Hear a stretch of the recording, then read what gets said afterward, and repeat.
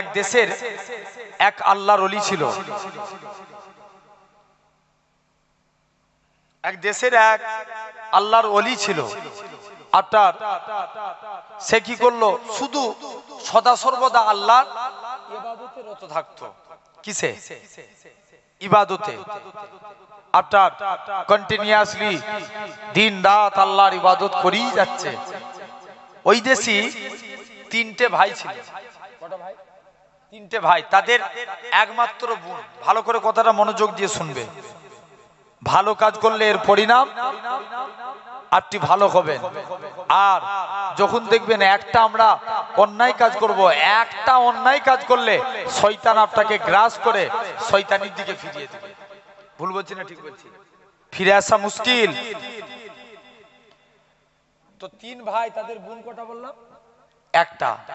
এখন তিন ভাই বিদেশে কাজে যাবে। বিদেশে কাজে যাচ্ছে তিন ভাই। এখন মনে মনে নিয়ত করছে আমরা তো বিদেশে যাব, কিন্তু আমাদের বোনকে কোথায় রেখে যাব?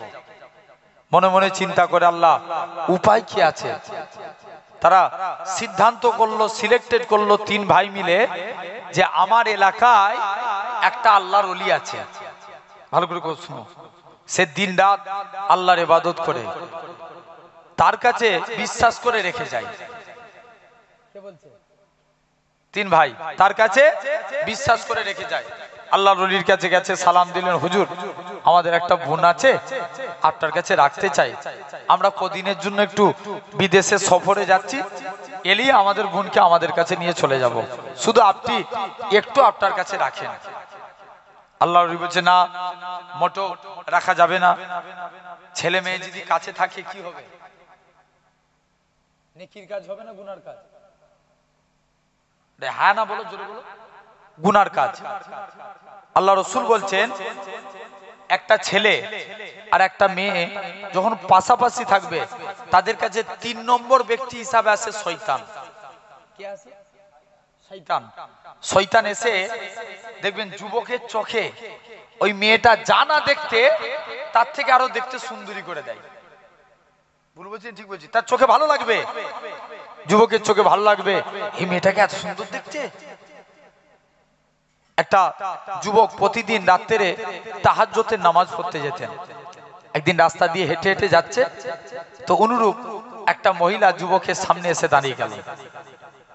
যুবকটা বলছে আমার রাস্তা ছেড়ে দাও। বলছে না, ছাড়বনি। যত কাছাকাছি হই, লোহা আর চম্বুক যদি এক জায়গায় রাখা হয় কি হয়? আকর্ষণ হয়। ছেলে আর মেয়ে যত কাছাকাছি হয়, ছেলেটা ভারসাম্য হারিয়ে ফেললো, নিজেকে আনকন্ট্রোল করে ফেললো, মসজিদের দিকে আর যেতে পারলো না।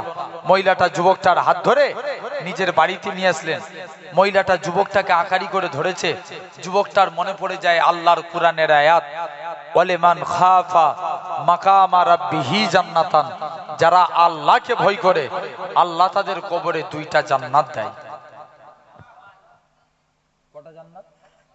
দুইটা। যুবক মনে মনে করছে আল্লাহ, আমি তো চিরজীবন আমল করেছি, আমার সামনে একটা বিকেল এসেছে, আল্লাহ জীবনের আমলগুলো বরবাদ হয়ে যাবে। খুব মনোযোগ দিয়ে শুনেন বাপ, কত বলছে চিরজীবন আমল করেছি। এক বান্দা 60 বছর ইবাদত করেছে। কত বছর? 60 বছর। 60 বছর ইবাদত করার পর একদিন রাস্তা দিয়ে যাচ্ছে, একটা মহিলার খপ্পরে পড়ে জিনায় পড়ে গেল। একদিন জিনা করেছে। 60 বছর জিনা করলো একদিন।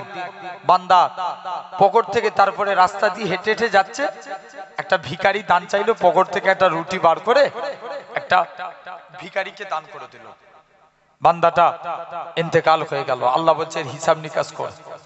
হিসাব নিকাশ করে দেখে বান্দাটা নেকির পাল্লা গুনার পাল্লা দুটোই সমান সমান। কিসের পাল্লা? নেকি আর গুনাহ দুটোই সমান। আল্লাহ বলছে জানা ফেরেশতারা দেখ আমার বান্দাটার আর কোনো নেকি কি গুনাহ আছে কিনা। বান্দারা ফেরেশতারা গুনাহ খুঁজতে যায়, একটাও গুনাহ পায় না। দেখে বান্দা ইন্তেকালের আগে একটা নেকির কাজ করেছে। কিসের কাজ? নেকির কাজ। কি কাজ করেছিল? রুটি দান করেছিল, রুটি দানের সবটা আল্লাহর ফারিস্তারা যে বলে দিল, আল্লাহ এই বান্দা ইন্তেকালের আগে একটা রুটি দান করেছিল, আল্লাহ বলবে যা, আমি আল্লাহ বান্দাকে নাজাত দিয়ে দিলাম। এইদিকে এই বান্দা যখনই মনে মনে করছে আল্লাহ আমি চিরজীবন আমল করেছি, আজকে মেয়ের খপ্পরে পড়ে যাব, যুবকটা বেহুশ হয়ে জমিনায় পড়ে গেলেন। মহিলা দেখছে আলামত ভালো নয়, তাড়াতাড়ি করে যুবকটাকে বাড়ির বাইরে বার করে দিলেন। বাড়ির বাইরে বার করে দিয়ে যুবক ছেলেখানা আস্তে আস্তে করে বাড়ির বাইরে পৌঁছে গেলেন। আপনার বেহুশ হয়ে পড়ে আছেন ওই দেশের আল্লাহর ওলি। যুবকের মুখ থেকে সমস্ত কথা শুনলেন, শুনে যুবকের মুখ থেকে আস্তে আস্তে করে বেরিয়ে চলে গেলেন। যুবক ছেলেখানা আস্তে আস্তে করে এরকম ভাবে পৌঁছে গেলেন। যাই যে দেখি যুবকটাকে দাফনস্থ করে দিলেন। ওমরে ফারুকের জামানায় ঘটনা ঘটেছিল। মুসলমান করে ছেলে মেয়েরা, তরুণেরা, হে নবীর প্রেমিকেরা, যুবক ছেলেখানা এরা খুব ভাবে আল্লাহ নবী সাহাবী হযরতে ওমর রাদিয়াল্লাহু তাআলা আনহু হুজুর আমার যুবকের কবরের দিকে চলে গেলেন। প্রথমবার সালাম দেয়, আসসালামু আলাইকুম ইয়া আলাল কবর, কবর থেকে কোনো আওয়াজ আসে না।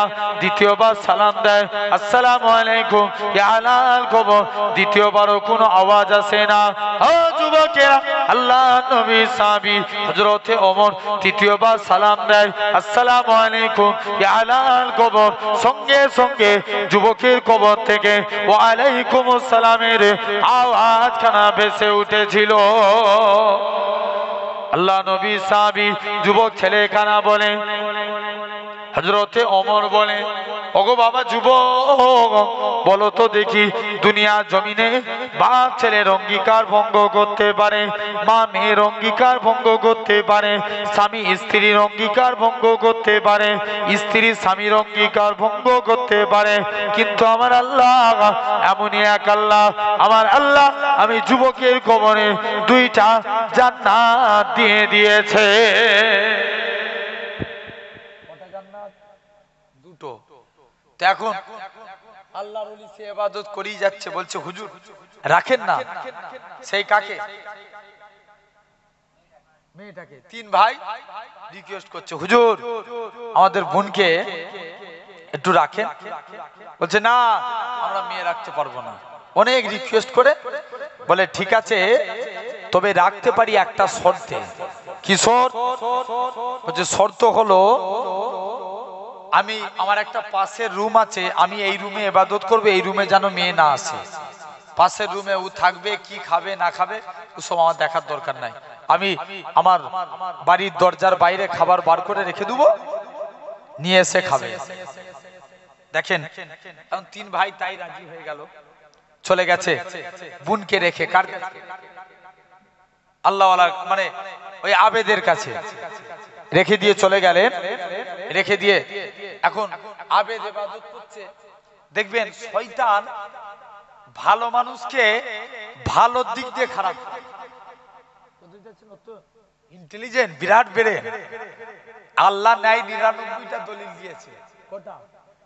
আর আল্লাহর ওলি একটা দলিলে বলছে আমি বিনা দলিলে বিশ্বাস করি আল্লাহ আছে। জোরে বলবে না? কত? 99টা, 99। এখন বলেন তাহলে ওর ব্রেন কম না বেশি? অনেক বেশি। এখন শয়তান বলছে দেখবেন যারা ভালো মানুষ তাদেরকে ভালো দিক দিয়ে খারাপ করে। শুনছেন তো? এখন আল্লাহ মানে আবেদ বান্দাকে যে বলছে যে ওই মেয়েটা প্রতিদিন বেপরদাহীন ভাবে তোমার বাড়ির বাইরে এসে খাবার আনতে এসছে, তুমি এত বড় একজন আবেদ, তোমার কি মনে এতটুকু বিবেকে বাঁধেনি? কে বলছে? শয়তান কেমন ধোঁকা দিচ্ছে দেখেন। বলছে তোমার মনে কি একটুও, তুমি তো আল্লাহওয়ালা মানুষ, তুমি কি আর অন্যায় কাজ করবে? তুমি তো মেয়েটার সঙ্গে কথা বলুনি, নাই কথা বলুনি, তুমি তো খাবারটা তার বাড়িতে পৌঁছে দিতে পারো। এখন এইদিকে আল্লাহর ওলি ভেবে দেখছে কথা তো খারাপ না, আবেদটা ভাবছে যে কথা তো খারাপ না, ঠিক বলেছে। যাই আমি খাবারটা ওই মহিলার বাড়িতেই পৌঁছে দিই। এরম ভাবে যেতে যেতে যেতে যেতে প্রায় দিন মহিলার বাড়ির দরজাতে যে আওয়াজ করে খাবার দিয়ে চলে আসে। আবার একদিন শয়তান এসে পিন খাচ্ছে। দেখেন একটা অন্যায় কাজ পুরো মানুষটাকে বরবাদ করে দেয়। আবার এসে পিন খাচ্ছে, শয়তান এসে বলছে, এই তুমি তো, তোমার তো অন্তর পাক, তুমি তো ওই মেয়েটার সঙ্গে কথা বলতে পারো, তার সুবিধা অসুবিধা, আজ তার ভাইরা নাই, ভাইরা থাকলে নাই ভাইদেরকে বলতো, তুমি তো তার একটু সুবিধা অসুবিধা জানতে পারো, যাও। আবার মহিলার কাছে এরকম ভাবে যুবক ছেলেখানা গেলেন। আস্তে আস্তে কথা চালু হলো। প্রথমে কি হলো, তারপরে কথা চালু হলো। কথা চালু হওয়ার পর কথা হতে হতে হতে হতে হতে হতে কিতাবের মধ্যে এসছে ওই ছেলেটার সঙ্গে মেয়েটার প্রেম শুরু হয়ে গেল। প্রেম শুরু হলো। মহিলাটা ছেলে মেয়ে দুজনই আফটার জিনায় লিপ্ত হলো। মহিলার পেটে একটা বাচ্চা চলে আসলো। দেখেন কেমন খারাপ পথে নামছে, একটা অন্যায় কাজ। আস্তে আস্তে মহিলাটা কিন্তু আবেদ ছিল, মহিলাটার পেটে বাচ্চা চলে আসলো। ইবলিস আবার এসে বলছে, তুই তো এত বড় আবেদ বান্দা, কিন্তু যখন তিন ভাই আসবে তাদের বোনের পেটে বাচ্চা দেখে তোমাকে ভালো কি বলবে? খারাপ বলবে। প্র্যাকটিক্যালি বোঝানোর জন্য বলছি, কি বলবে? খারাপ বলবে। তাহলে তুমি এক কাজ করো, এই মেয়ে এবং তার সন্তান সহ মেয়েকে মেরে দাও। যুবক চিন্তা করছে কি করব। চিন্তা করতে করতে মেয়েটাকে খুন করে ফেললো। বাচ্চাটা সহ মা মেয়ে দুজনকে এক জায়গায় কবর খুলে আপনার কবরে দাফনস্থ করে দিয়েছে। এদিকে তিনি আবার যেমন ছিল তেমন হয়ে গেছে। তিন ভাই অনেক দিন পর দেশ থেকে ফিরে, বিদেশ থেকে ফিরে এসে তাদের বোনের খোঁজ করছে। যুবকটা এখন বলে দিয়েছে যে তোমাদের বোন রোগ হয়েছিল, মারা গেছে, ওই দেখো তার কবর। তিন ভাই সত্যি সত্যি বিশ্বাস করে চলে গেছে। এদিকে আবার দেখেন ইবলিস তিন ভাইকে যে আপনার ধোঁকা দিচ্ছে, না বিশ্বাস না হলে কবর খুলে দেখ, তোদের বোনের একটা বাচ্চা হয়েছিল, বাচ্চা সহ তোদের বোনকে মেরে দিয়েছে। এখন যখন যদি এরকম বারবার করে বলে মনে ডাউট হবে না? হবে ডাউট হবে। আসলো, এসে যখনই প্রমাণিত হয়ে গেল, তিন ভাই রাজার দরবারে বিচার দিল। রাজা বলল ঠিক আছে, আবেদকে আমার কাছে তুলে নিয়ে এসো। আবেদকে নিয়ে যাচ্ছে, তখন ইবলিস যে বলছে তোকে আবেদ, রাজা সিলেক্টেড করলো যে আবেদের যেহেতু সব দোষ স্বীকার করেছে তাই আবেদের ফাঁসি হবে। রাজা যখনই এরকম আবেদকে নিয়ে যাচ্ছে, যেতে যেতে ইবলিস আবার বলছে, দেখ তুই এখনো আমার কথা মতো চল, একবার আমাকে সিজদা দে, আমি তোকে বাঁচিয়ে দেবো। কাকে বলছে? ওই যুবকটাকে বলছে, তুই একবার জাস্ট আমাকে সিজদা দে, আমি তোকে বাঁচিয়ে দেবো। যখনই এই কথাখানা বলে, যুবকটা নিজের জীবন বাঁচানোর জন্য শয়তানকে সিজদা দিল, কাফের হয়ে মরল। তাহলে একটা অন্যায় কাজ মানুষকে পুরো শেষ করে দেয়। কটা অন্যায় কাজ? আপনাকে শেষ করার জন্য একটা জিনিসই কাফি, আবার আপনাকে ভালো করার জন্য একটা জিনিসই কাফি। একটা যুবক নবীর দরবারে গেছে, যে বলছে হুজুর শুনছেন তো, হুজুর আমি ভালো হতে চাই, আপনি আমাকে একটা আমল বলুন। আল্লাহ নবী বলছে, বাবা, বলছে হুজুর আমি জিনা করি, আমি মদ পান করি, কিন্তু আমি ভালো হতে চাই। আল্লাহ নবী বলছে, বাবা তুমি ওয়াদা করে যাও জীবনে মুখ দিয়ে মিথ্যা কথা বলবো। যুবক তো বিরাট খুশি, বলছে নবী আমাকে জিনার কথা মানা করে নে, নবী আমাকে মদ খাওয়ার কথা নিষেধ করে নে, নবী জাস্ট আমাকে বলেছে হুজুর বাবা তুমি ওয়াদা করো মিথ্যা কথা বলবো না। যুবক একদিন চলে এসছে, তিনটে নামাজ পড়তো না, নবীর কাছে এসছে। আল্লাহ নবী জিজ্ঞেস করছে, বাবা একদিন মদ খেয়ে নবীর দরবারে গেছে, বাবা তুমি মদ খেতে পাচ্ছো আর মদ খেয়েছো? যুবক ওয়াদা করে গেছিল কি বলবো নি? জোরে বলো, জোরে বলো। মিথ্যা কথা বলবো নি। যুবক বাড়ি চলে এসছে, আল্লাহ নবীর দরবারে গেছে মদ খেয়ে। আল্লাহ নবী জিজ্ঞেস করছে, বাবা তুই মদ খেয়েছিস? বলছে হুজুর মদ খেয়ে ফেলেছি, তবে ওয়াদা করছি আজ জীবনে মদ খাবো না। জোর করে বলো। তাহলে বুঝাচ্ছে, আমি যেটা বুঝাতে চাইছি, একটা খারাপ কাজ মানুষকে কি করে, একটা খারাপ কাজ মানুষকে কি করে দেয়, পুরো শেষ করে দেয়, খারাপ করে দেয়। আবার একটা ভালো কাজ মানুষকে ভালো বানিয়ে দেয়। জেনে রেখে দেন। আসেন, যুবক আবার দ্বিতীয় দিন জিনা করে নবীর দরবারে যে হাজির। আল্লাহ নবী জিজ্ঞেস করছে, বাবা তুমি জিনা করেছো?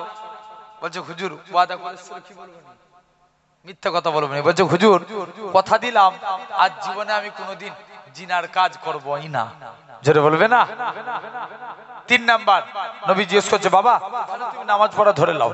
যুবক বলছে, জি ইনশাআল্লাহ। আমাদেরও নামাজ মাস্ট বি ইম্পর্টেন্ট আদা করার দরকার আছে না নাই? মাস্ট, একদম নামাজ পড়তেই হবে। যেমন ভাত খাওয়া জরুরি মনে করে নামাজটা অনুরূপ জরুরি। খারাপ লাগে আমার কিচ্ছু করার নাই, আমি বুঝানোর জন্য বলে যাচ্ছি। আব্বারা শুনে রেখে দেন, নামাজ যদি নামাজ পড়তে পারি, আমাদের রেজেকের মালিককে জোর করে বলো। যতজন বসে আছি সবাই মিলে মুখ দিয়ে একবার আল্লাহকে আল্লাহ বলে ডাকেন। বলেন, রেজেকের মালিককে আল্লাহ। একবার তাকবীর দেখি তো, না রে তাকবীর। এই ঢেকনা মারির এই আওয়াজ জোর করে দেন, না রে তাকবীর। সিলসিলা মুজাদ্দিদুজ জামান দাদা পীরের হক সিলসিলা, না রে তাকবীর। একটু গলা ছেড়ে আওয়াজ দেন তো দেখি, একটা বাইতে যাচ্ছে তাকবীর মারেন, না রে তাকবীর। হবে হবে। আগেকার বিশ্বাস করেন মুরব্বী আব্বাগুলো অনেক ভালোবাসে ছেলের মতন, যুবকরা আলহামদুলিল্লাহ অনেক মহব্বত করে, কিন্তু বাপেরা ছেলের মতন ভালোবাসে। আমি আমার আব্বাগুলোকে একটু বুঝাতে চাই। বলেন, আগেকার যুগে দেখবেন আমরা এক কোদাল যদি মারি, দেখবেন আমাদের হাঁপি অস্থির হয়ে যাবে। আগেকার যুগের মানুষরা কত কাজ করত, ঠিক কি না? জোর করে দেখবেন আপনাদের গলার আওয়াজও বেশি। তাকবীর মারেন, না রে তাকবীর। ঢেকনামারি, এই ঢেকনামারির বাৎসরিক সালে সওয়াব, না রে তাকবীর। আলহামদুলিল্লাহ। তাহলে আমরা নামাজ পড়বো তো বলি ইনশাআল্লাহ, খাঁটি ভাবে পড়বো বলি ইনশাআল্লাহ। আল্লাহ রাসূল বলছেন সেরেক 2 প্রকার। কয় প্রকার? 2 প্রকার। এই আপনাদের বিরক্ত লাগছে? সেরেক কয় প্রকার?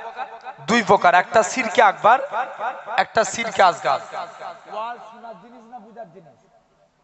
বুঝার জিনিস। বুঝলে আবু বকর, না বুঝলে, না বুঝলে কি বললে? আবু জেহেল। জেনে রেখে দেন আপনার। তাহলে মেন জিনিস তোমাকে আমাকে বুঝা লাগবে, যদি বুঝতে পারি তবেই লাভ। জোরে বলেন। তো আসেন, যুবক ছেলে এখন যে নবীর কাছে চলে গেছে, হুজুর যাই। তাহলে আমরা, আল্লাহ রাসূল বলছেন সেরেক 2 প্রকার, একটা আকবার, একটা আসগার। আকবার মানে বড়, আর আসগার মানে ছোট। কপাল কার জন্য? আল্লাহর জন্য। এটা আল্লাহ ব্যতীত অন্য কাউকে দেয়া যাবে? আর শিরকে আসগার লোক দেখানো কাজ। রাসূল বলছে আমার উম্মতরা পথভ্রষ্ট হবে লোক দেখানো কাজের ব্যাপারে। কাজে কাজী আপনাকে আমাকে নামাজ মাস্ট বি ইম্পর্টেন্ট আদা করতেই হবে। একটা হাবিবে আদমি আল্লাহর ওলি মাহবুব বান্দা, হুজুরের স্ত্রী বলে, হ্যাঁ গো স্বামী তুমি কোন মালিকের কাজ করো? তোমার মালিক টাকা পয়সা দেয়নি, এই মালিক চেঞ্জ করো, অন্য মালিক ধরো। হাবিবে আজমি বলে, স্ত্রী সবর কর, আমার মালিক যেদিন দিবে না ছপ্পর ফাড়কে দিবে। জোরে বলবে না? রোজই তো বলছো তোমার মালিক দিবে দিবে, দিবেটা কবে? এই টাকা না নিয়ে ঘর ঢুকলে ঘরেই ঢুকতে দেবো নি। হুজুর কাজ করতেন কি? জঙ্গলে বসে বসে আল্লাহকে সিজদা দিতেন সারা দিন। আল্লাহকে সিজদা দিয়ে আল্লাহর কাছে 2 হাত পেতেছে, আল্লাহ কোনদিন তোমার কাছে কিছু চাইনি, স্ত্রীর মনে আসা কিছু রুজির জিম্মাদার হয়ে যাও। হাত পা দিলেন, হুজুরের হাতে টাকা এলো না। মুসলমান ঘরের ছেলে মেয়েরা, আপনারা তরুণেরা, হে নবী প্রেমিকেরা, এরা খুব ভাবে আল্লাহ পাকের ওলি হযরতে হাবিবে আজমি রাহমাতুল্লাহ আলাইহি হুজুর আমার বাড়ির দিকে চলে গেলেন। হুজুরের লক্ষ্য পড়ে গেল হুজুরের বাড়িতে মেহমানদারি হয়। হাবিবে আজমি চিন্তার মধ্যে পড়ে যায়, আল্লাহ পাক আমি ভুল করে কি অন্য মানুষের বাড়িতে চলে এসেছি? কার বাড়িতে এসেছি? আর একটু আগিয়ে গেলেন, যে দেখে নাকি হুজুরের স্ত্রী রাতে গুছা গুছা টাকা আছে, হুজুরের স্ত্রী বলে, ও আমার স্বামী, তুমি যে মালিকের কাজ করো, তোমার মালিকটা কি পর নয়? তোমার মালিকটা দয়ালু। দুইটা লোক পাঠিয়েছিল, চাল ডাল আটা দিয়ে বলে গেছি হাবিব আজমিকে বলে দিবে সে যেন তার মালিকের আরো বেশি বেশি করে কাজ করে। তার মালিকটা কি পর নয়? দু হাত ভরে দিয়ে যাবে। ও যুবকেরা, আল্লাহ পাকের ওলি হযরতে হাবিব আজমি বলে, ও আমার স্ত্রী, শুনে রেখে দাও, আমি যে মালিকের কাজ করি, আমার মালিকটা দুনিয়ার কোনো মালিক নয়, আমার প্রভুটা দুনিয়ার কোনো প্রভু নয়, আমার মালিক হলো তামাম মালিকের মালিক, রাজাধিরাজ আমার আল্লাহ পাক। আমি আমার আল্লাহর হুকুম মানি, আল্লাহ আমার রুজি পাঠাই। যুবক বলল, হুজুর কোথায় গেল? কমিটি ছেলে তো, কোন দিকে ওর মন থাকে চিন্তা করো।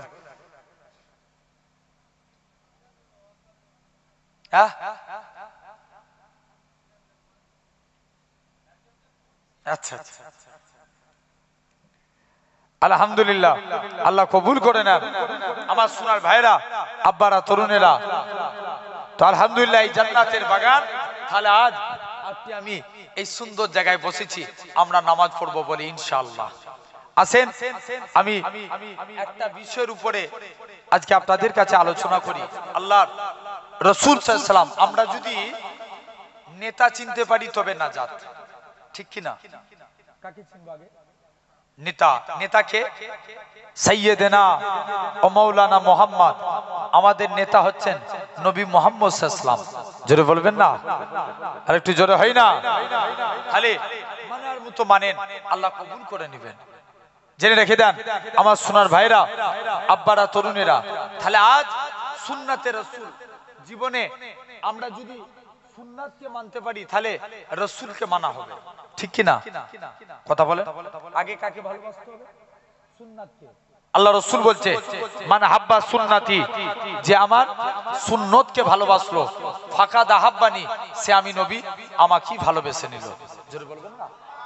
ওমান আহাব্বানি, যে আমাকে ভালোবাসলো, কানা মাই ফিল জান্নাত, আমি রাসূল কথা দিলাম তাকে জান্নাতে না নিয়ে যে আল্লাহর দয়ার জান্নাতে যাব না। জোরে হয় না?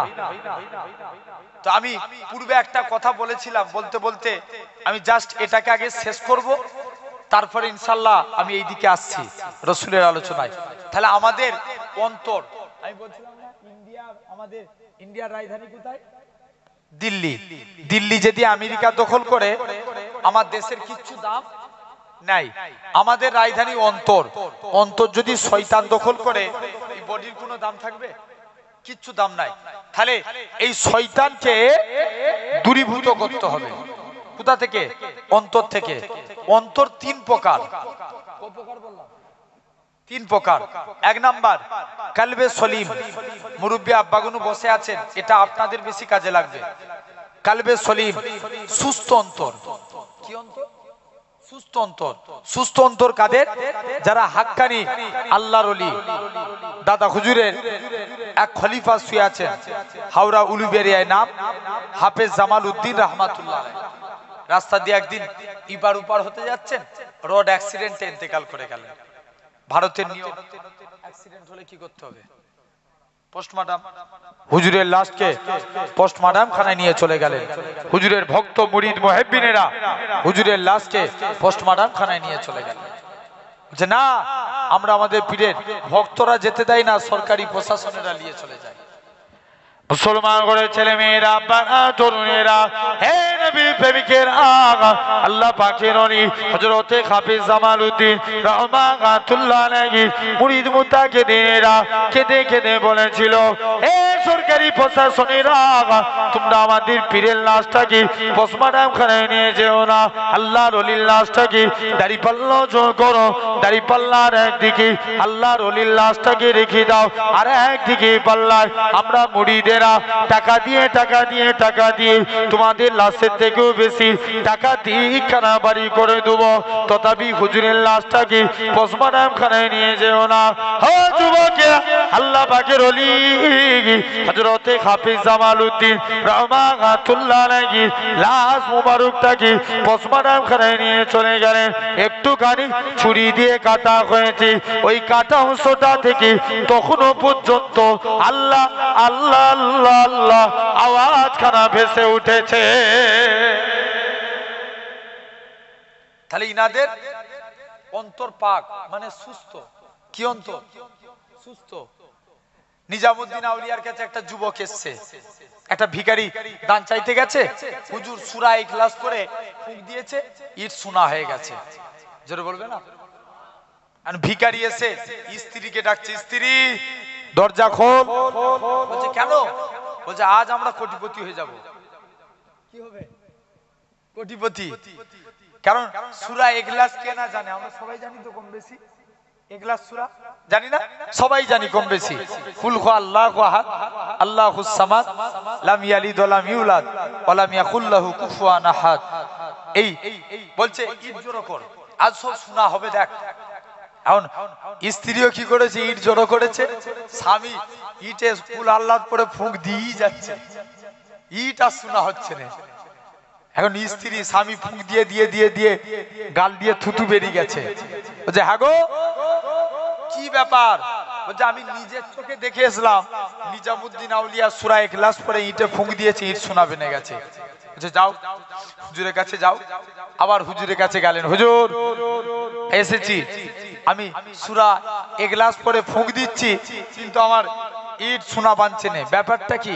নিজামুদ্দিন আউলিয়া বলছে বাবা তুমি এখান থেকে চলে যাও। আমি নিজামুদ্দিন আউলিয়ার ঠোঁট দিয়ে কেন বেরোই জানো? 20টা বছর নিজামুদ্দিন আউলিয়া এই ঠোঁট দিয়ে কোনোদিন মিথ্যা কথা বলেন, তারপরে ফুঁক দিয়েছি। জেনে রেখে দেন। তাহলে অন্তর পাক কিভাবে করব? আমরা পাক করতে চাই তো নাকি? কারা কারা চায়? একবার কষ্ট দিচ্ছে আপনাদের, একটু হাত তুলে দেখান। তাকবীর দেন, নারে তাকবীর। জোর করে হয় না? নারে তাকবীর। আলহামদুলিল্লাহ। আমরা অন্তর পাক করতে চাই। অন্তর পাক করে যদি কবরে যেতে পারি, জানবেন আপনি জান্নাতি মানুষ, আপনি আল্লাহওয়ালা মানুষ। এই অন্তর পাক বাদশার এক দিল্লির এক বাদশা ছিল, নাম ছিল আলমগীর বাদশা। নাম শুনেছেন?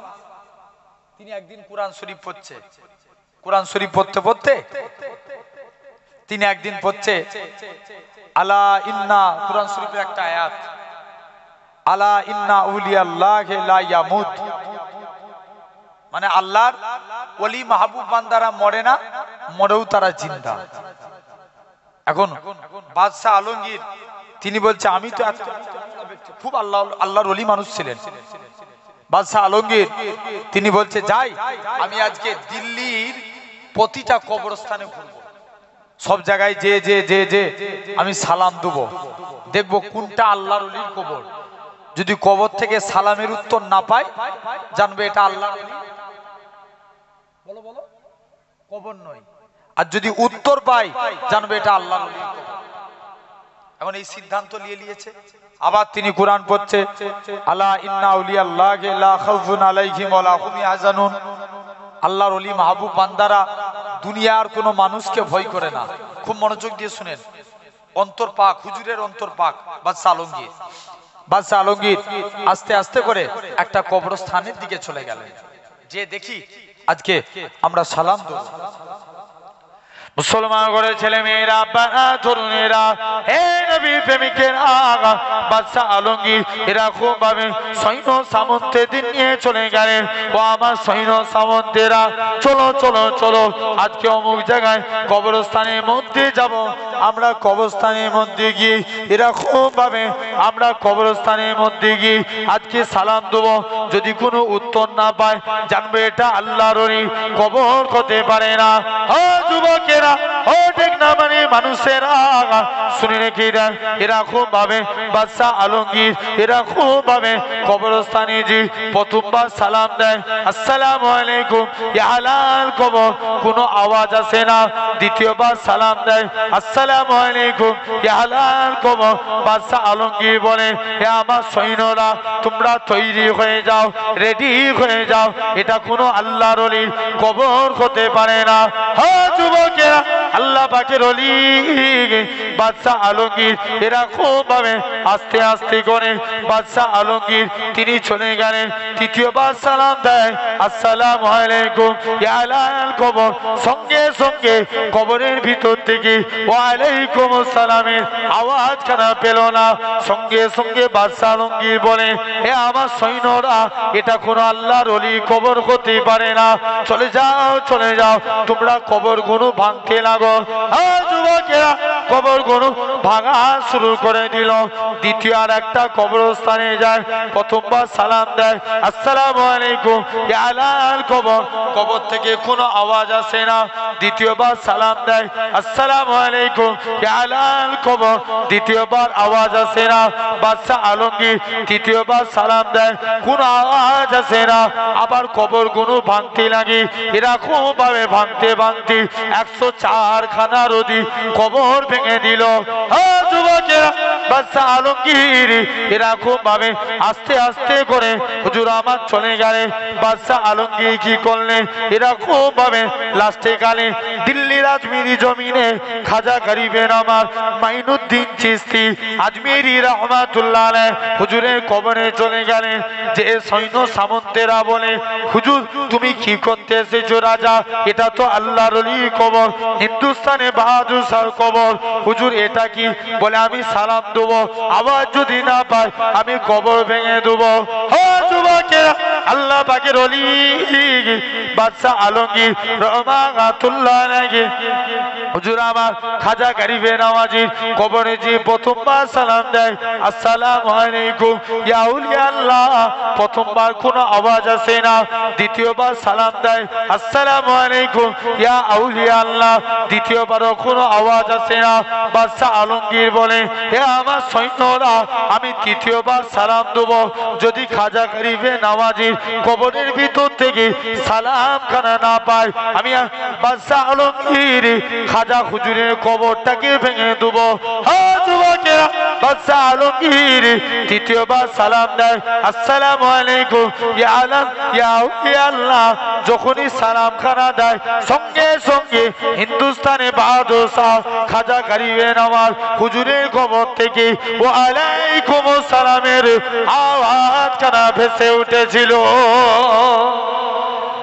যুবকেরা আল্লাহ পাকের ওলি খাজা গরিবে নওয়াজ বলে বাদশাহ আলমগীর তুমি কি কারণে আজকের দিনে কবর গুলো ভাঙো বাদশাহ আলমগীর বলে আমি কোরআন শরীফ পড়ছিলাম কোরআনে পড়তেছিলাম আলা ইন্না আউলিয়া আল্লাহকে লা ইয়ামুত আল্লাহর ওলি মাহবুব বান্দারা কবরে মরে না মরু তারা জিন্দা যদি জিন্দা মানুষ হয় আমি তো সালাম দিই উত্তর পাবো যদি উত্তর না পাই তার কবর ভেঙে দিই বলতে লাগে হুজুর তবে আপনি কেন উত্তর প্রথম দুবার সালাম দিলাম উত্তর কেন দিলে না যুবকেরা আল্লাহ পাকের ওলি খাজা গরিবে নওয়াজ বলে ও বাবা বাদশাহ আলমগীর শুনে রেখে দাও তুমি যখন প্রথমবার সালাম দিলে আমি রুহানি হালতে আল্লাহ নবীর মাজার আকদাসের কাছে ছিলাম যখন দ্বিতীয়বার সালাম দিলে মদিনা থেকে মক্কা জমিনের দিকে আসলাম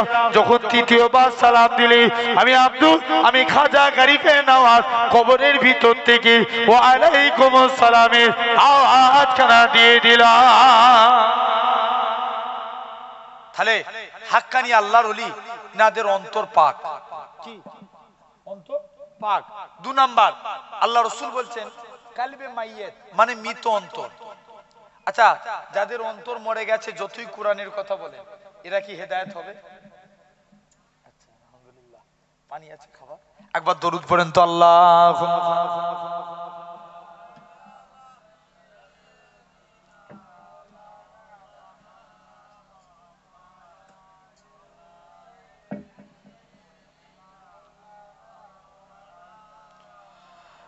Allahumma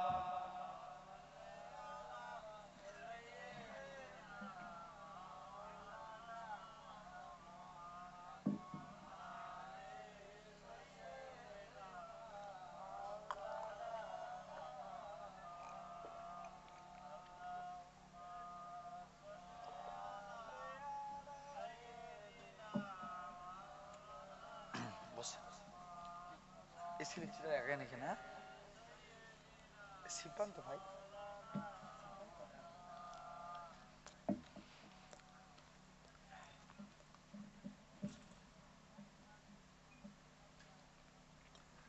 সোনার ভাইরা তো জেনে রেখে দেন, আলহামদুলিল্লাহ আমরা এই সুন্দর জায়গায় বসেছি। তাহলে 2 নম্বর কালবে মাইয়েত, মৃত অন্তর, যাদের অন্তর মরে গেছে যতই কোরআনের কথা বলেন হেদায়েত হবে না। 3 নম্বর কালবে মারিজ। আচ্ছা আমরা রোগ হলে কার কাছে যাই? ডাক্তারের কাছে। ভালো করেন কি? আল্লাহ। রোগ হলে ডাক্তারের কাছে যাই, ভালো করেন আমার আল্লাহ। ভালো করার মালিক তো আমার আল্লাহ, তোমাকে ভালো করে দেয়। তো এরকম এই অন্তরকে পাক করতে গেলে 4টে কাজ করতে হবে। জোর করে বলো, শুনতে চাই না আমরা। 1 নাম্বার, অন্তরকে পাক করতে গেলে আল্লাহ নামের জিকির করতে হবে। আচ্ছা বলুন তো, অনেক দূরে আমরা দেখি রেল লাইন শুরু হয়ে গেছে না? কথা বলে না কেন? হ্যাঁ না বলবো তো। রেল লাইন কি হয়? অনেক দূরে গেলে মনে হয় সরু দেখায়। সত্যি সত্যি রেল লাইন সরু? তাহলে আমাদের চোখ মিথ্যা কথা বলছে। আমাকে এখন বাকি আছে নাকি? এখন একটু আসবো না? তা আগে থেকে বলতো কেন?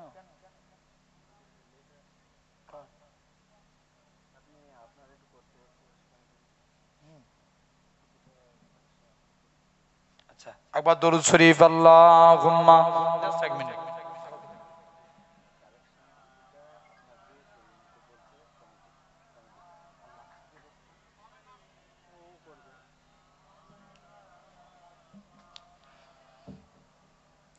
চাঁদ বলে আমি নই তুমি নবী সুন্দর, ফুল বলে সুবাসিত নবীজির অন্তর। জোরে হই না সুবহানাল্লাহ। চাঁদ বলে আমি নই তুমি নবী সুন্দর, ফুল বলে সুবাসিত নবীজির অন্তর। তারাদের দল বলে তুমি সেরা সরবে, মুখ বলে জল হয়ে প্রিয় তুমি গরবে, মানুষের কাছে তুমি রকমের বন্দর। চাঁদ বলে আমি নই তুমি নবী সুন্দর, ফুল বলে সুবাসিত নবীজির অন্তর। চাঁদ বলে আমি নই তুমি নবী সুন্দর, ফুল বলে সুবাসিত নবীজির অন্তর। রোদ বলে খুশি মনে তুমি নবী শান্তি, শেষ করে দিলে ছিল যত বান্তি। রাত বলে মরুছে নবীজির দৃষ্টিতে, দিন বলে তুমি সেরা মাবুদের সৃষ্টিতে। আলোময় করো তুমি পৃথিবীর অন্তর। চাঁদ বলে আমি নই তুমি নবী সুন্দর, ফুল বলে সুবাসিত নবীজির অন্তর। আল্লাহুম্মা।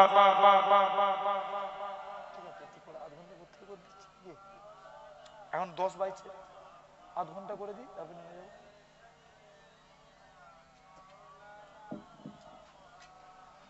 আমার সোনার ভাইরা শুনছেন? তাহলে আমাদের মুরব্বিদের দিকে খেয়াল করো। অনেক এগুলো যদি বুঝতে পারো আলহামদুলিল্লাহ। বিশ্বাস করেন আমার ওয়াজ শুনে আমি ঘটনা টান দিয়ে ওয়াজ করতে পারি না, একভাবে পারি। কিন্তু কি বলেন তো, আমি একটা জিনিস আমার আল্লাহ সাক্ষী, আমি একটা জিনিস নিয়ত করে ওয়াজ করি যে আল্লাহ আমার ওয়াজ শুনে যদি আমার একটা বাপ, আমার একটা ভাই যদি হকের প্রতি ফিরে আসে, তো আল্লাহ ওর ওসিলায় আমি গুনাহগারকে নাজাত দিয়ে দিবে। আমাদেরও নিয়তটা রাখতে হবে কার জন্য? যারা শুনবো আল্লাহর জন্য। নিয়তটা রাখতে হবে আল্লাহর জন্য।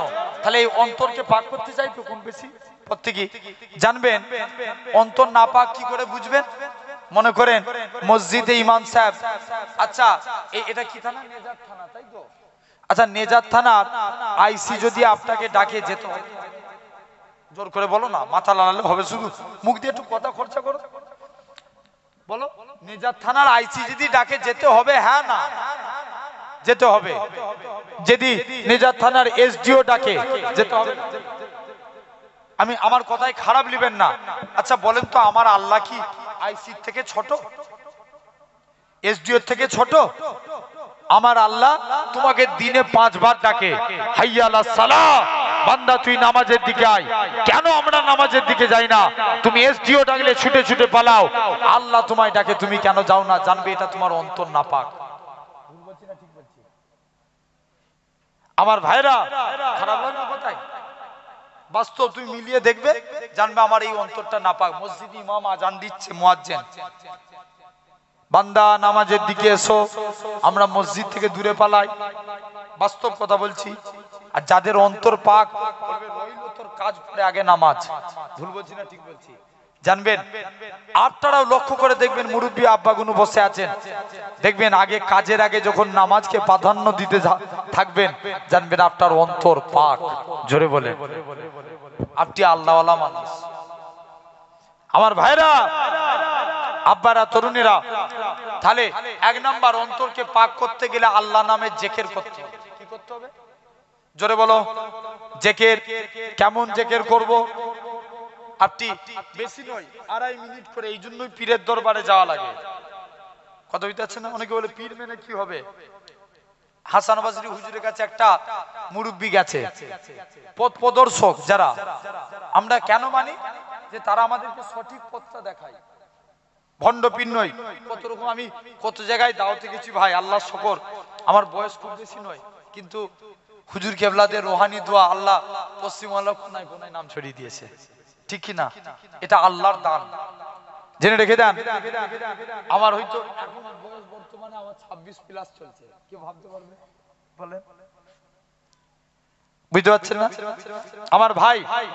কিন্তু আমার হুজুর কেবলাদের রোহানি দোয়া, তো আমি বাংলাদেশে জলসায় গেছি, বুঝলেন? কত রকম পীর দেখবেন। বিড়ি বাবা, নাম কি? বিড়ি বাবা বলে আগে বিড়িতে তবে মুরিদ করবো। পীর খুঁজে পায় না, মারো। ঠিক কি না? জেনে রেখে দেন, হাক্কানি আল্লাহর ওলি যারা সঠিক পথ প্রদর্শক, মানে আপনাকে পথ দেখায়, এজন্য পীর মানতে হয়। হাসান বাজরি হুজুরের কাছে, হে যুবকগুলো শুনছো তো? একটা যুবক যে গেছে, বলছে বাবা, হুজুরকে যে বলছে, হুজুর আমি আল্লাহর ওলি হব। বলছে বাবা, 2টো জিনিস মুখস্থ কর। কি? আমি যে কথা বলি এটা আমার আল্লাহ শুনতে পাই। কে শুনতে পাই? আল্লাহ শুনতে পাই। আমি যে কাজ করি এটা আমার আল্লাহ দেখতে পাই। যুবক তো খেপে লাল।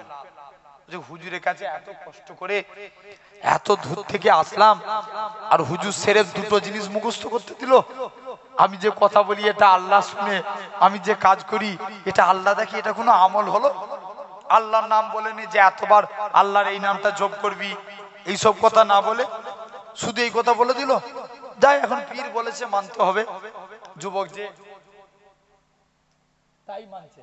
আমি যে মুখস্থ করছে, আমি যে কথা বলি আমার আল্লাহ শুনতে পাই, আমি যে কাজ করি আমার আল্লাহ দেখতে পাই।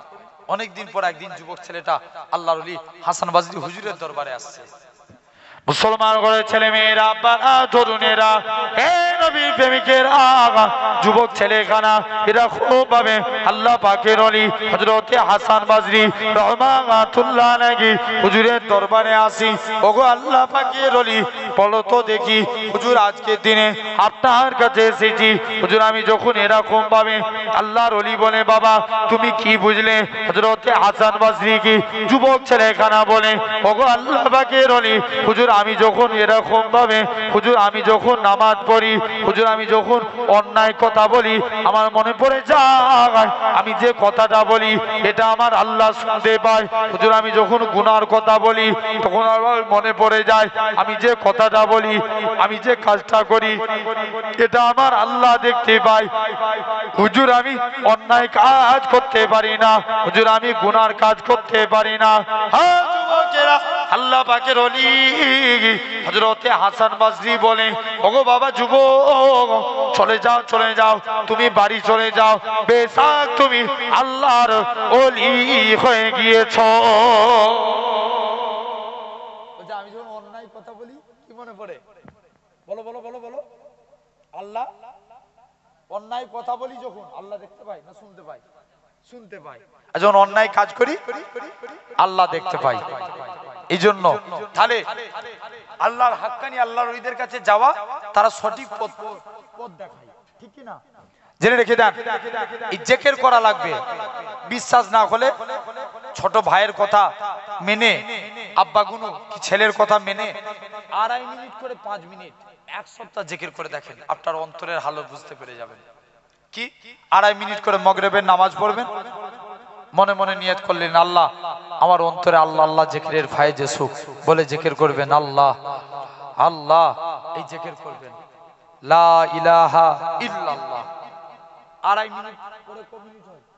5 মিনিট, বেশি নয় 5 মিনিট খালেস একদম খোলা মনে, কোন দুনিয়ার চিন্তা বাদ দিবেন, খোলা মনে আল্লাহ নামের জিকির করবেন, অন্তরের ময়লা পরিষ্কার হবে। জোরে বলবে না? 3 নাম্বার, তাহলে 1 নাম্বার আল্লাহর জিকির করা, 2 নাম্বার আল্লাহ শুকরিয়া আদা করা। আল্লাহর কুরআন বলে লা ইন সাকারতুম লা আযীদান্নাকুম, তোমরা আমি আল্লাহ আমার শুকরিয়া আদা করো। 3 নাম্বার আল্লাহ বলছেন তোমরা ইসলামকে নিয়ে ফিকির করো। ফিকির মানে কি? চিন্তা করা। কি করা? ইসলামকে নিয়ে চিন্তা করা। আর 4 নাম্বার আল্লাহর কুরআনে বলছেন আস্তাগফিরুল্লাহ ইন্নাল্লাহা গফুরুর রহিম, তোরা আমি আল্লাহ আমার কাছে তওবা চাই।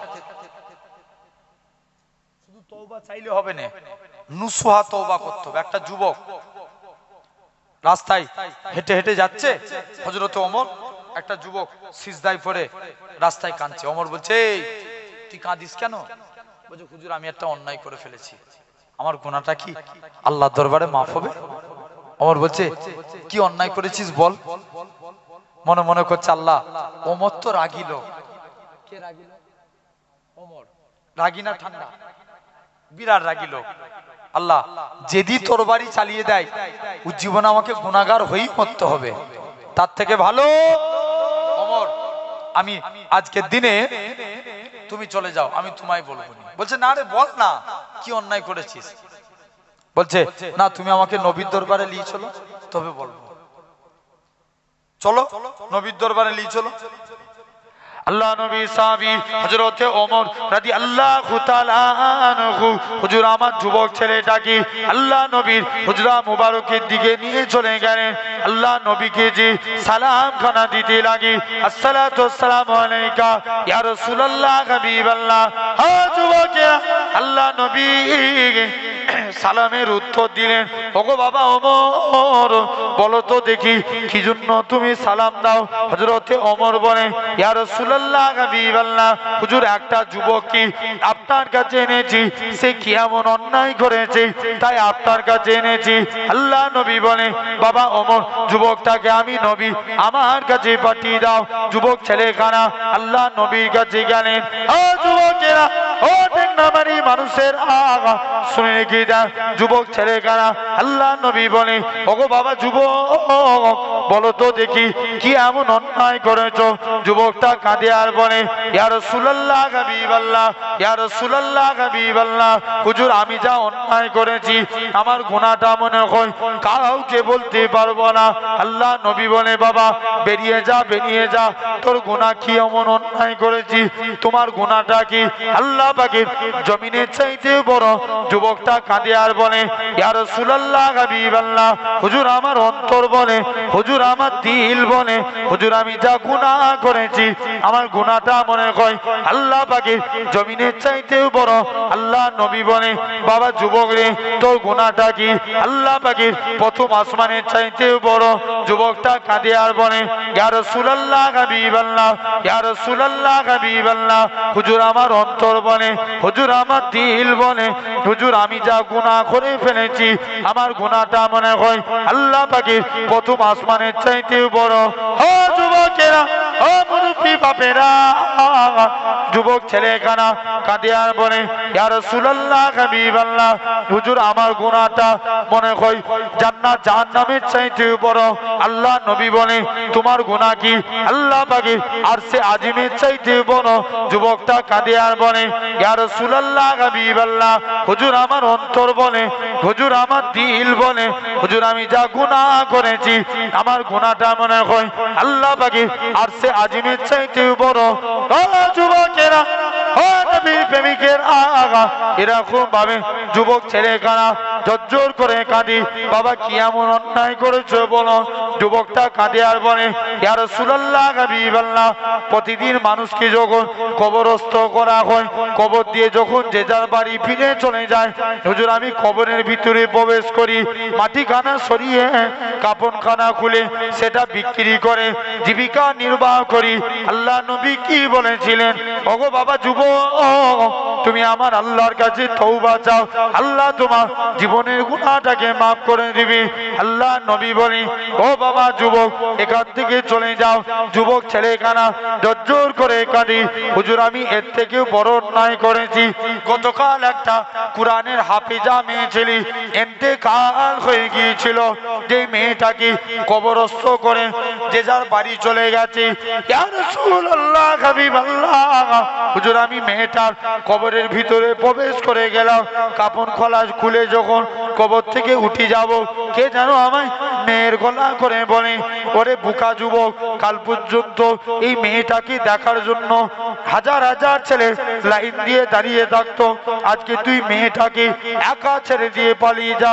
ইয়া রাসূলুল্লাহ হাবিবাল্লাহ, হুজুর আমি শয়তানের ওয়াসওয়াসায় পড়ে গুনার কাজে লিপ্ত হয়ে গিয়েছি। আল্লাহ নবী বলেন, বাবা যুবক তুমি বেরিয়ে যাও, বেরিয়ে যাও, তোমার গুনাহটা মাফ হবে কি আমি জানি না। যুবক ছেলেখানা এরকম ভাবে 40 দিন সিজদায় পড়ে কাঁদি, আল্লাহ পাক আল্লাহ মাফ করে দাও, না হলে দুনিয়ার কোনো খাবার খাবো না। যুবক সিজদায় পড়ে থাকি, এরকম ভাবে তওবা চাইতে লাগি। আমার আল্লাহ পাক জিবরাইল আমিনকে পাঠিয়ে দেয়, হে হযরতে জিবরাইল, চলে যাও চলে যাও, আমার রাসূলুল্লাহকে জানিয়ে দাও ওই যুবক ছেলেটাকে আমি আল্লাহ ক্ষমা করে দিয়েছি। তাহলে তওবা এমন একটা জিনিস, যদি তওবা দিল থেকে হয় আল্লাহ কবুল করে নেবেন। মুসা নবীর জামানায় একটা যুবক সিজদায় পড়ে জিনা করেছে, তাকে জঙ্গলে ফেলে দিয়ে চলে এসেছে। কোথায়? জঙ্গলে। সবাই মিলে জঙ্গলে ফেলে দিয়ে চলে এসেছে। যুবকটা সিজদায় পড়ে আল্লাহর কাছে বলছে, আল্লাহ একদিন দেখে, দুদিন দেখে, এক সপ্তাহ, কেউ তার কাছে যায়নি। যুবকটা এখন বলছে, আল্লাহ এখন একমাত্র আপনি ভরসা। ওমা ইয়াতাক্কাল, আল্লাহর কুরআন, ওমা ইয়াতাক্কাল আলাল্লাহি ফাহুয়া হাসবু। আল্লাহ বলছে যে আমার উপরে ভরসা করে আমি আল্লাহ তার জন্য যথেষ্ট। জোরে বলবে না? যুবক বলছে, আল্লাহ মাফ করে দাও। যুবকটা মাফ করে দিলে, ইন্তেকাল হয়ে গেল। আল্লাহ মুসাকে ডেকে বলছে, মুসা যাও, জঙ্গলে আমার একটা বন্ধু শুয়ে আছে, তার জানাজা পড়বে। মুসা নবী এসে দেখে ওই যুবকটা জঙ্গলে পড়ে। মুসা নবী আল্লাহর কাছে চাইছে, আল্লাহ যাই বনি ইসরাইলদের লোকেদের নিয়ে নবী মুসা চলে গেলেন। মুসলমান করে ছেলে মেয়েরা, বাবা তরুণেরা, হে নবী প্রেমিকেরা, হযরতে মুসা নবী এরকম ভাবে আস্তে আস্তে করে জঙ্গলের দিকে চলে গেলেন। বনি ইসরাইলদের লোকেরা যুবকের চেহারা দেখে বলে, ও বাবা যুবক, এটা তো দুনিয়ার কোনো মানুষ না, এটা হলো দুনিয়ার কোনো জিনা করেছিল বলে একে আমরা জঙ্গলে ফেলেছি। মুসা নবী বলে, আল্লাহ বলে ইনাকি আল্লাহর বন্ধু, আর বনি ইসরাইলদের লোকেরা বলে নাকি জিনা করেছে। আমার আল্লাহ জানিয়ে দেয়, এ নবী মুসা শুনে রেখে দাও, এই বান্দাখানা জিনা করেছিল ঠিকই কথা, কিন্তু আমি আল্লাহ আমার কাছে তওবা চেয়েছে, আমি আল্লাহ তার জীবনের গুনাহটাকে আমি আল্লাহ ক্ষমা করে দিয়েছি। আমি আল্লাহ এর পাহাড় পরিমাণ গুনাহকে মাফ করে দিয়েছি। তাহলে এই চারটে কাজ করলে আমাদের অন্তর পাক হয়ে যাবে। আমি বলেছিলাম, শেষ করেছি। তবে একটা জিনিস ধরতে ধরতেও আমার হাতে হয়তো আর বেশি সময় নাই, একদম জেনে রেখে দেন। বিদায় বেলায় আপনাদের বলে যায়, নবীকে যদি মানতে পারি জানবেন নাজাত, ঠিক কি না? নবীকে মানতে চাই না আমরা? কারা কারা মানতে চায় একবার কষ্ট দেবো, আর একবার হাত তুলে দেখান দেখি। তাকবীর দেন, নারে তাকবীর, জোর করে বলে নারে তাকবীর। এই তুমি তাকবীর দাও।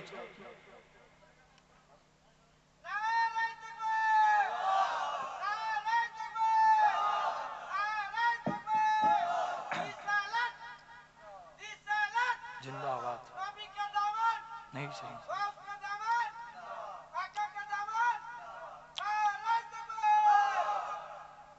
আলহামদুলিল্লাহ। জেনে রেখে দেন, আমরা সুন্নাত মানব। কি মানব? সুন্নাত।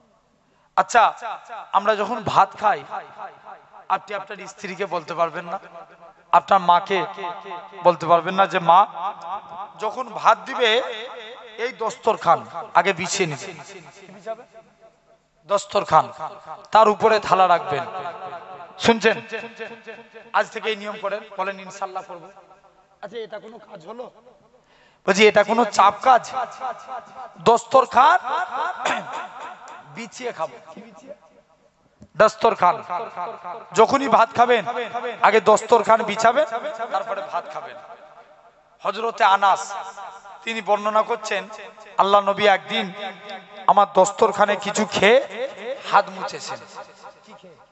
কিছু খেয়ে আল্লাহ নবী কার দস্তরখানে হাত মুছেছে? আনাসের দস্তরখানে। আল্লাহ নবী হযরতে আনাস বলে, আমি দস্তরখান কোনোদিন পানি দিয়ে ধুতাম না, আগুনে ফেলে দিতাম। কোথায় ফেলতো? জোরে বলো না। আগুনে। আগুনে কাপড় ফেললে কি হয়? পুড়ে যাবে। আনাস বলে, আমি আগুন থেকে কাপড় তুলে নিতাম, পুরো পরিষ্কার। কোন আনাস? যিনি নবীর দরবারে গোলামি করতেন। একদিন আল্লাহ নবী ডাকছে, বাবা আনাস, আমি নবী, আমার দরবারে তুমি আমার কাছে কিছু চাইবে না? হুজুর, মন চায় কিন্তু চাইবো না। কেন রে? হুজুর, আমার মা নিষেধ করেছে। যা। দৌড়ে দৌড়ে মায়ের কাছে গেলেন। মা, নবী চাইতে বলছে, নবীর কাছে কি চাইবো? মা বলে, বাবা চাইতে যদি হয় মুস্তাফা নবীর কাছে দিয়ে আল্লাহ জান্নাতের ডান দিকে জায়গাটা চেয়ে নাও। জোরে বলবে না?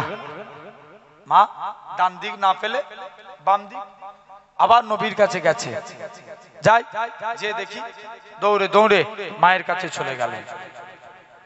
মুসলমান করে ছেলে মেয়েরা, তরুণেরা, আল্লাহ নবী সাহাবী হযরতে আনাস রাদিয়াল্লাহু তাআলা আনহু হুজুর আমার মায়ের কাছ থেকে আল্লাহ নবীর কাছে গেলেন।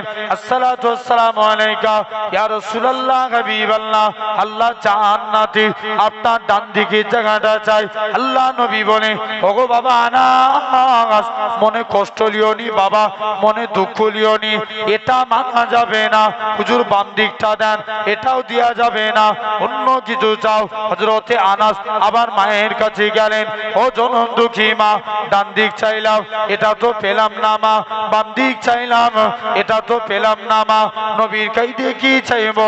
মা বলে, বাবা চাইতে যদি হয় মুস্তাফা নবীর কাছে আল্লাহ জান্নাতে সামনের দিকে জায়গাটা চাইলাও। হযরতে আনাস দৌড়ে দৌড়ে গেলেন, ইয়া রাসূলুল্লাহ হাবিবাল্লাহ, হুজুর ডান দিক চাইলাম, এটা তো পেলাম না, বাম দিক চাইলাম, এটা তো পেলাম না, আল্লাহ জান্নাতে আপনার সামনের দিকে জায়গাটা চাই। আল্লাহ নবী কি বলেছিলেন? ওগো বাবা আনাস, মনে কষ্ট লিওনি বাবা, মনে দুঃখ লিওনি, আমি রাসূলুল্লাহ জানিয়ে দিলাম আল্লাহ জান্নাতে সামনের দিকে জায়গাটা আমি নবী তোমার জন্য রেখে দিয়েছি।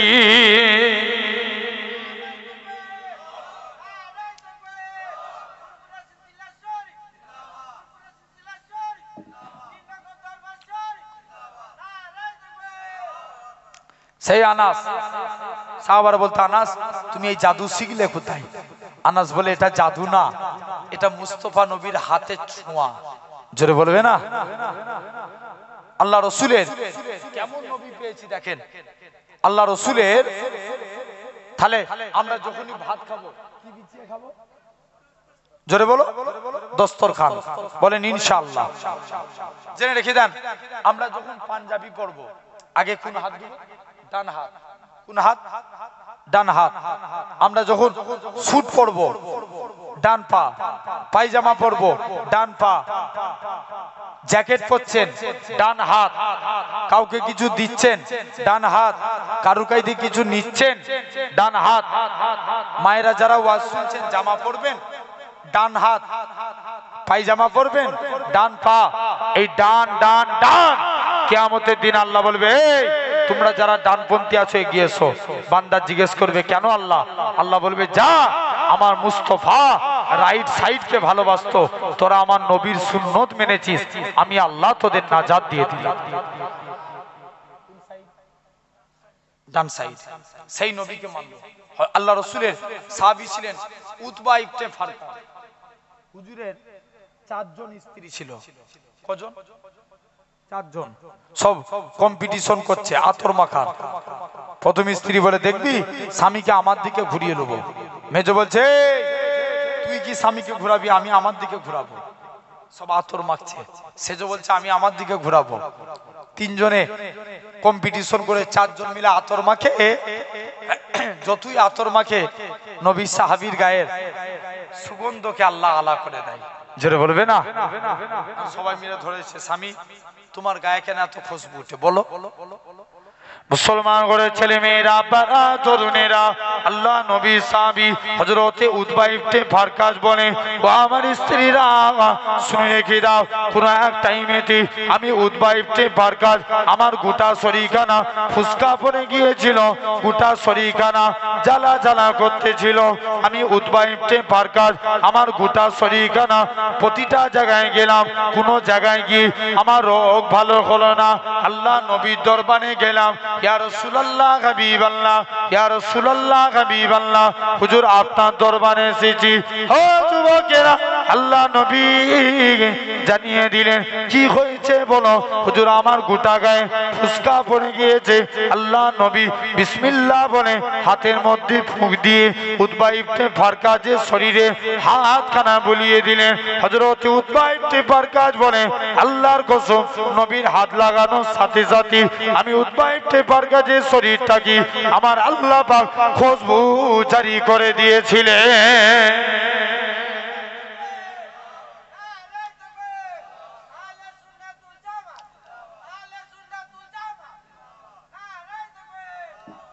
তাহলে এই ছিল আপনার আমার নবী।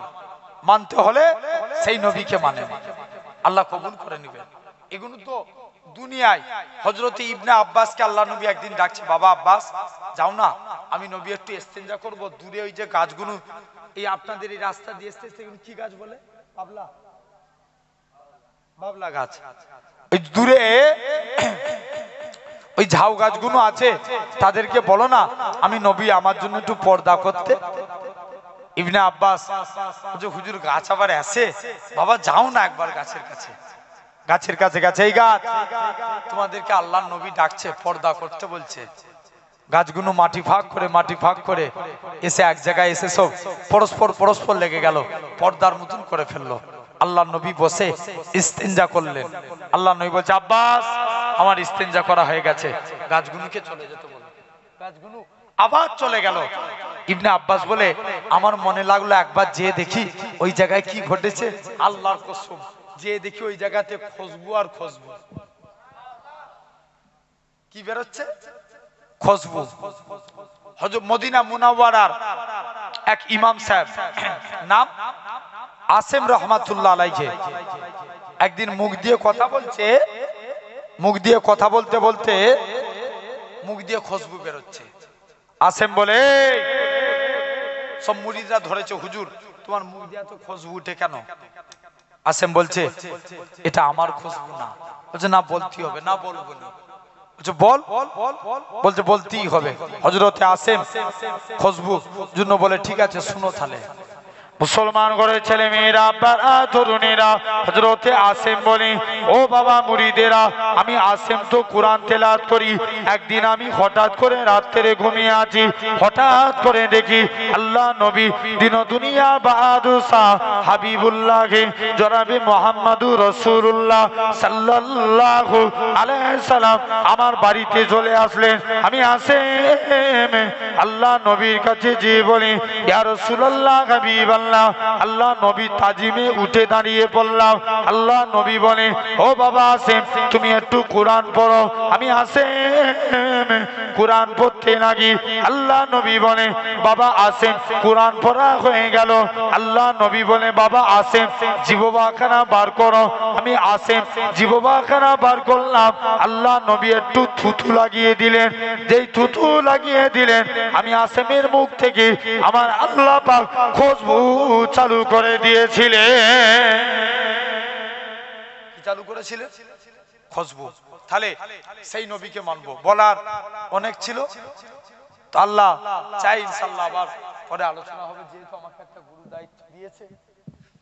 আমি জানতাম না, হয়তো সেই হিসাবে আমি একটা বিরাট বড় জাল ফেলেছিলাম 2 ঘন্টা, কিন্তু আমাকে অসমাপ্ত বক্তব্য সমাপ্তের দিকে ইতি টানতে হবে। তাহলে সেই নবী মোহাব্বত দিল থেকে হাসিল করেন, আল্লাহ কবুল করেন। আগামী বছর এই জলসা হোক, আমরা চাই তো নাকি? বলেন না, চাই? বলেন ইনশাআল্লাহ, আল্লাহ কবুল করে নেন।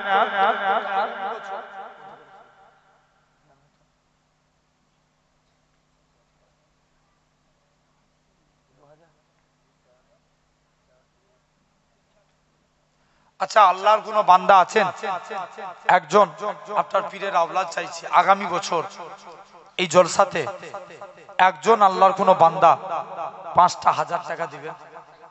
একজন হাত তুলে বলবেন। কেউ আছেন? একজন আল্লাহর বান্দা এই ডেগনামারি ঐতিহাসিক ইজারে সওয়াবে 5000 টাকা দিবেন।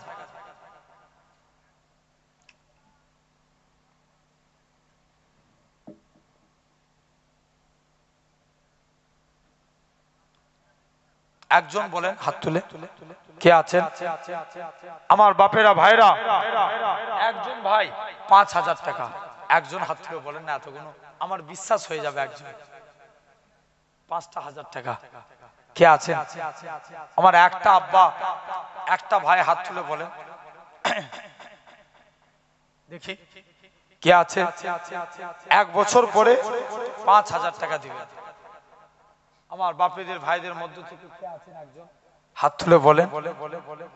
এতবার করে বলছি, আল্লাহ আল্লাহ রসুলের মহব্বতে আব্বা মা কবরে চলে গেছে, তাদের মাগফিরাতের উদ্দেশ্যে 5000 টাকা দিবেন।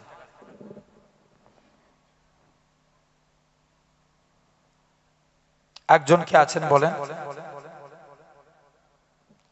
একজন হাত তুলে বলেন না বাপ, এতবার করে বলছি। একজন সোনার ভাই কে আছেন আগামী বছর এই জলসায় 5টা 1000 টাকা দিবেন? একজন হাত তুলে বলেন, আমার বিশ্বাস হয়ে যাবে ইনশাআল্লাহ। 5টা 1000 টাকা দেখি কে আছে, কে হবে? 1 নম্বরে হাত তুলে বলেন 5000 টাকা দেওয়ার মতো একজন কে আছে? আল্লাহর হস্তে একটা ভাই, একটা আব্বা বলেন মনটাকে বড় করে, কত টাকা তো কত দিকে চলে যায়। আল্লাহর নবিয়ানা মাহফিলকে প্রতিষ্ঠা করার জন্য 5টা 1000 টাকা দিবেন। হবে? হাত তুলে বলেন আল্লাহর হস্তে। জি, একজন কে আছেন 5000 টাকা আল্লাহর হস্তে হাত তুলেন। আল্লাহ বলছে, বান্দা তোরা জান এবং মালের বিনিময়ে জান্নাত দিতে পারবি না। আমরা তো যদি আল্লাহ আমাদের মালের ওসিলায় নাজাত দেন, কে আছেন বলেন না? একজন হাত তুলে বলেন আগামী বছর এই সালে সওয়াবে 5000 টাকা।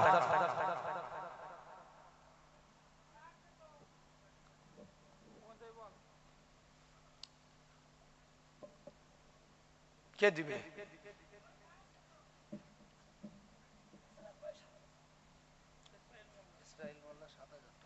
মাশাআল্লাহ, ইসরাইল মোল্লা 7000 টাকা। তাকবীর দেন, নারে তাকবীর, জোরে বলেন নারে তাকবীর।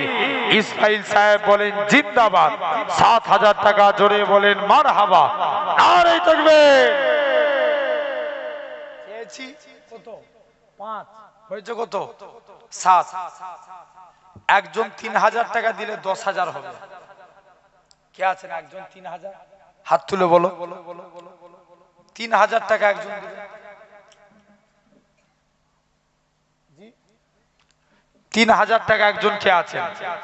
10000 পূরণ করে দেন এটা।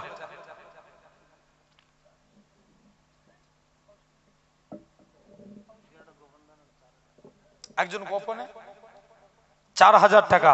তাকবীর দেন, নারে তাকবীর, নারে তাকবীর। 11 3000। হ্যাঁ, আর একটা চাল লাগবে, বলেন 3000 চেয়েছি, 4 9 3000, 14 হবে। বলেন একজন কে আছেন আল্লাহর বান্দা, আপনার পীরের আওলাদ চাই 3000 টাকা দিবেন? জি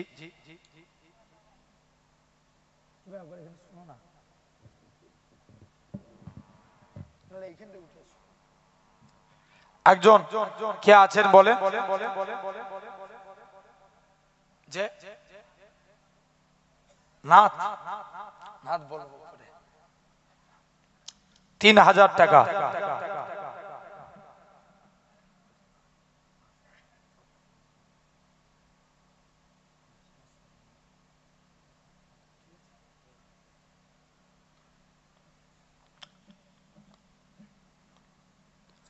কে আছেন বলেন?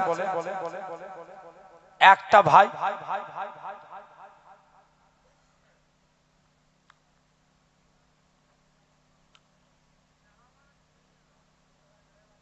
সন্ধ্যেবেলায় যখন প্রোগ্রাম করবো তখন লাইভ ছাড়বে, লাইভ নেটওয়ার্ক প্রবলেম।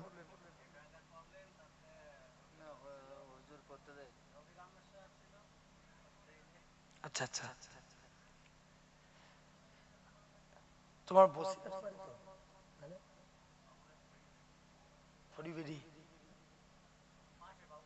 আচ্ছা আচ্ছা আচ্ছা, আলহামদুলিল্লাহ। কে আছেন একজন বলেন 3000 টাকা? বড় আশা করে চাইছি, বলেন না কে আছেন? আমার একটা ভাই হবে না, এতবার করে বলছি।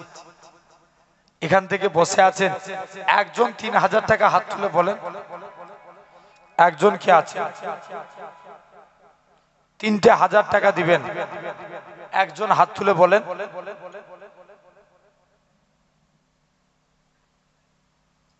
আমার সোনার ভাইরা, আব্বারা, তরুণেরা, একজন 3000 টাকা।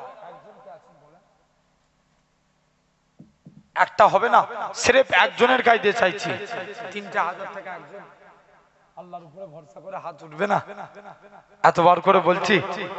একজন কে আছেন বলেন 3000 টাকা?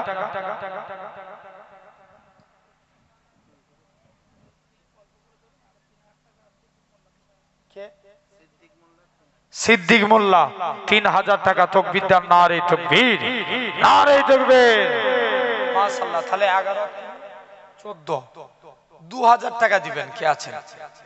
আমি আরো 1000 কমিয়ে দিলাম। এবার হাত তুলে বলেন একজন কে আছেন 2000? 20000 পূরণ হবে। বলেন 2000 টাকা কে আছে? 14 হয়েছে, 14 2 16 2 18, কটা লাগবে তাহলে? তিনজনের গায়ে দিয়ে 2000 করে লাগবে। বলেন 20000 পূর্ণ হতে তিনজনের একজন কে আছে 2000? একজন হাত তুলে বলেন।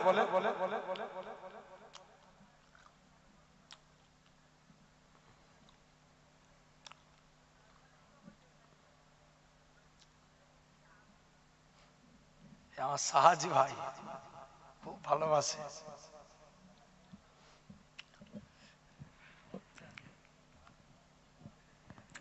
বলেন বলেন একজন 2000 টাকা দিবেন, তিনজনের একজন। এমন কোন আল্লাহর বান্দা আছে? একজন হাত তুলে বলেন 2000 টাকা। কে আছেন ভাই? একজন বলেন। আল্লাহ আল্লাহ, কি হবে? একজন হাত তুলে বলেন আগামী বছর এই সালে সবে 2000 টাকা দিবেন। যে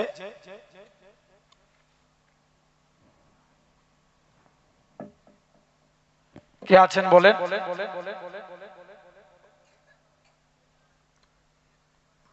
একজন হাত উঠবে না 2000 টাকা?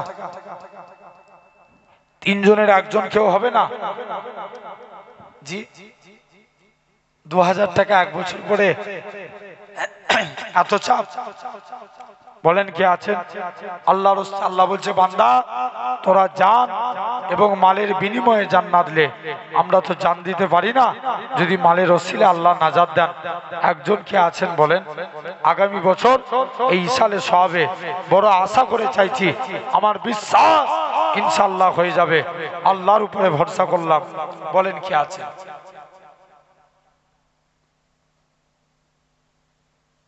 জি, একজন কেউ হাত তুলে বলেন ওখান থেকে। একটা ভাই হবে না? আল্লাহ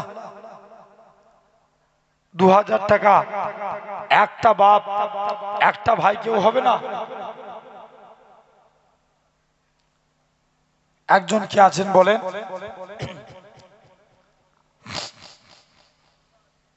যে একজন হাত তুলে বলেন 2000 টাকা।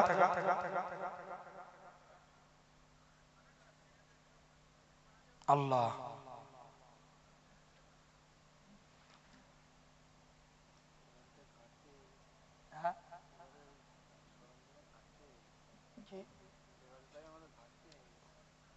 একজন বলেন না ভাই, 2000 টাকা একজন আল্লাহর উপরে ভরসা করে। জি, একজন কি আছেন বলেন? 2000 টাকা দিবেন, আমার বিশ্বাস হয়ে যাবে ইনশাআল্লাহ। আল্লাহ, আমরা সবাই মিলে একবার আল্লাহর কাছে হাত পাতি, আল্লাহুম্মা আমিন। হে আল্লাহ, খাস করে আল্লাহ আপনার উপরে ভরসা করে চাইছি আল্লাহ, এই মজলিসের জন্য, নবিয়ানা মজলিসের জন্য আল্লাহ, তুমি আমার আব্বা গুনুর, ভাই গুনুর দিলকে নরম করিয়ে দাও আল্লাহ। তোমার নবীর মাহফিলের জন্য জানো এরা দান করতে পারে, আল্লাহ তৌফিক দান করুন আল্লাহ। আল্লাহ, তুমি এদের অন্তরকে নরম করিয়ে দাও। বলেন আল্লাহুম্মা আমিন। একজন কি হবে? এতবার করে মিনিমাম 5 মিনিট বলছি, কে আছেন? একজন হাত তুলে বলেন 2000 টাকা।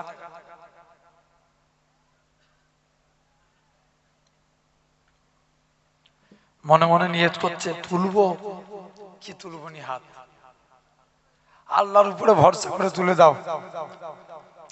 দিয়ানোর মালিক তো আমার আল্লাহ। 2000 পূর্ণ করতেই হবে, বলেন ইনশাআল্লাহ। 14000 হয়েছে, আর 3টে হলে 6000 হলে 20000 হয়ে যাবে। বলেন, 3 জনের একজন, একজন প্রথমে হাত তুলে দেন, দেখবেন বাদ বাকি দুটো উঠে যাবে। একজন কি আছেন? 2000। আল্লাহর রাস্তে একজন হাত তুলে বলেন। হ্যাঁ, আচ্ছা 2000 যদি চাপ হয় 1000 করে দিবেন। কে আছেন বলেন? একজন হাত তুলে 1000 টাকা। 1 2 আর কে? 3, নামগুলো লিখো। 1 2 3 4, 4টে, 6টা লাগবে। আর কে আছেন বলেন? 4টে হয়েছে। 1 2 3 4, 5 নম্বরে তাকবীর দেন, নারে তাকবীর। 5,